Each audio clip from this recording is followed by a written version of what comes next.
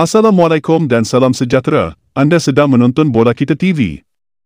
Hari ini kita akan kupas perkembangan terbaru Harimau Malaya menjelang pertemuan dengan Nepal dalam kelayakan Piala Asia 2027.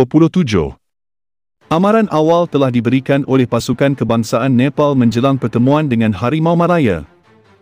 Pasukan ke-175 dunia itu mengadakan aksi persahabatan menentang Singapura sebelum mengharungi aksi pertama kelayakan Piala Asia 2027 menentang Malaysia.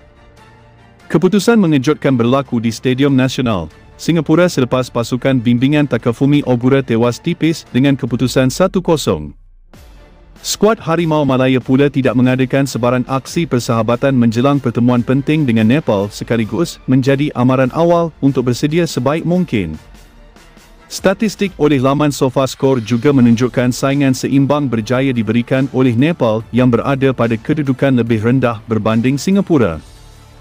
Anak buah Alberto Anesi merekodkan 50% penguasaan bola, 1 sepakan penjuru dan 6 percubaan sepanjang perlawanan berbanding Singapura dengan 8 percubaan namun tidak berjaya membolosi gawang lawan. Ini juga menjadi ujian pertama buat pengendali baharu negara, Peter Klamovski yang dilantik untuk mengemudi pasukan kebangsaan sejak Januari lalu. Malaysia dalam misi wajib untuk menamatkan saingan pada selaku juara kumpulan bagi melayakan diri buat kali kedua secara merit ke Piala Asia 2027 di Arab Saudi. Sekian, terima kasih. Jika anda suka dengan ulasan saya, jangan lupa untuk like, share dan subscribe Bola Kita TV. Tekan loceng notifikasi supaya anda tak terlepas video terbaru tentang bola sepak Malaysia.